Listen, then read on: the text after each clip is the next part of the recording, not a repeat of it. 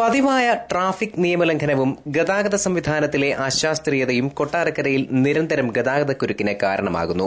ദേശീയപാതയിൽ കച്ചേരിമുക്ക് മുതൽ പുലമൺ ജംഗ്ഷൻ വരെയും MC റോഡിൽ കുന്നക്കര മുതൽ ഫെയ്ത്ത് ഹോം ജംഗ്ഷൻ വരെയുമാണ് ഗതാഗതക്കുരുക്കിൽ വീർപ്പുമുട്ടുന്നത്.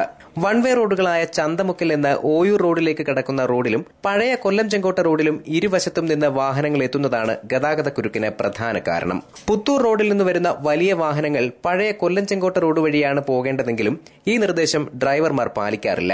വലിയ വാഹനങ്ങൾ ചന്തമുക്ക് കവലയിലെത്തുമ്പോൾ തടയാൻ പോലീസിനും ഹോംഗാർഡുകൾക്കും സാധിക്കുന്നുമില്ല. ചന്തമുക്കിലും പുലമൺ KSRTC ബസ് സ്റ്റാൻഡിന് മുന്നിലും ഓട്ടോറിക്ഷകൾ ചുറ്റിത്തിരിഞ്ഞ് ആളെ കയറ്റുന്നതിനും നിയന്ത്രണമില്ല. ടൌണിലെ നോ പാർക്കിംഗ് ബോർഡുകൾ പരസ്യ ബോർഡുകളായി മാറിയിരിക്കുകയാണ്.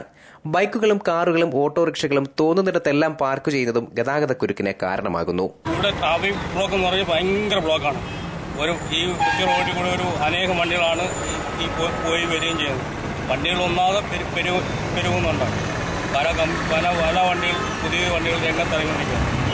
പിന്നെ ഓട്ടോ സ്റ്റാൻഡ് അത് ഇത് പിന്നെ മുൻപേ തിരിച്ചു വിട്ടത് വലിയ വണ്ടികൾ മാത്രമേ ഉള്ളൂ. അതിലൂടെ പോകും. ബാക്കി കൊച്ചു വണ്ടികളെല്ലാം ഈ കുറ്റയിലൂടെ ട്രാഫിക് കാര്യം നടക്കാൻ ബുദ്ധിമുട്ടാണ്. അതിനിടയ്ക്ക് കോടതി വിധി വണ്ടിക്ക് പുറമോട്ടിടാനോ എടുക്കാനോ മാറ്റിടാനോ ഒരു സ്ഥലം പോലും ഇല്ല. അതെല്ലാം കണ്ട് സർക്കാർ പരിഗണിക്കണം. News bureau, Kottarakkara.